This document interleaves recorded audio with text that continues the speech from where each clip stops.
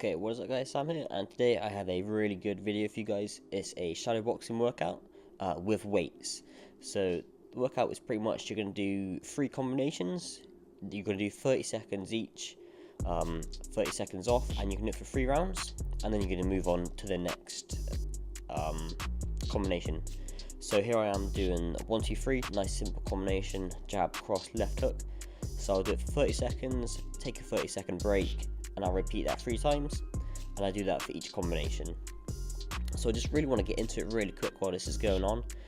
There's been a lot of bash within, I guess you could say, boxing itself on weighted shadow boxing. A lot of people are calling out saying it's bad, it will slow you down, and it's really something that you should be avoiding, which I do agree with to a certain extent, but I also feel it's a really useful tool when you're doing short exercises like this.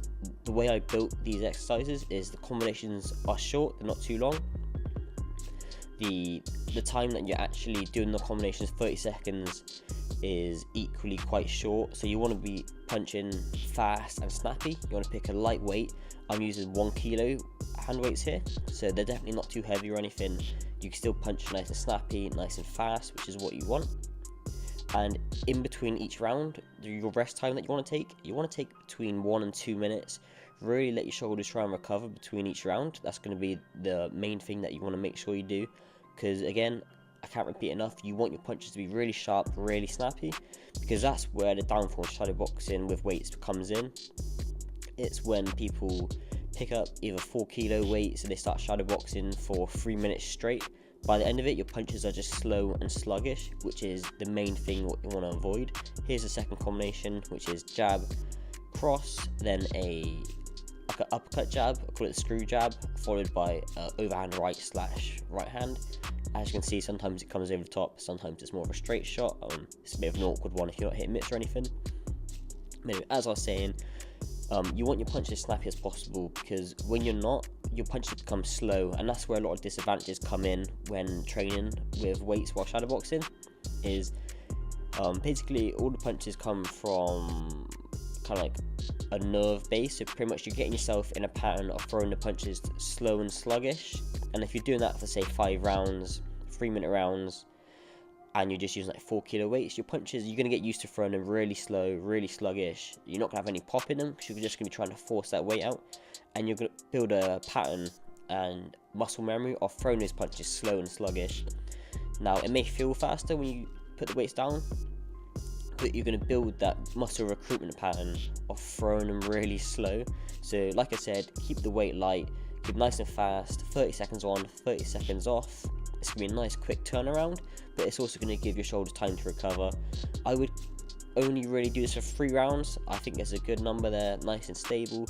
Do it maybe 2 to 3 times a week if you're training quite regularly. If you train maybe like once or twice in the gym, and then maybe once or twice at your boxing club, just like twice a week would be absolutely fine.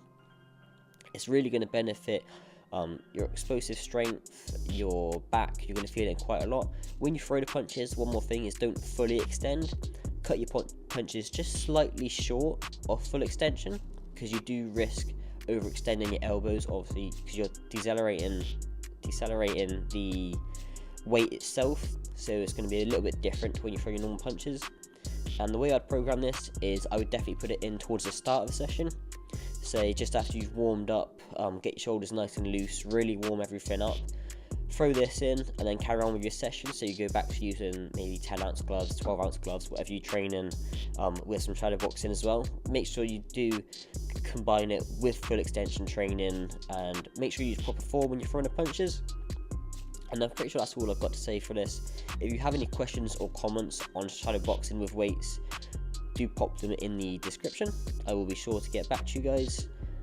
Again, I will put a little notes bit at the end, just a reminder for some little tips.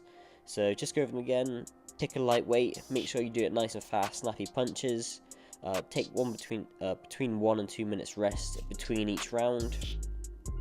Warm up thoroughly before you start. Make sure you get your shoulders activated, some good stretches in as well.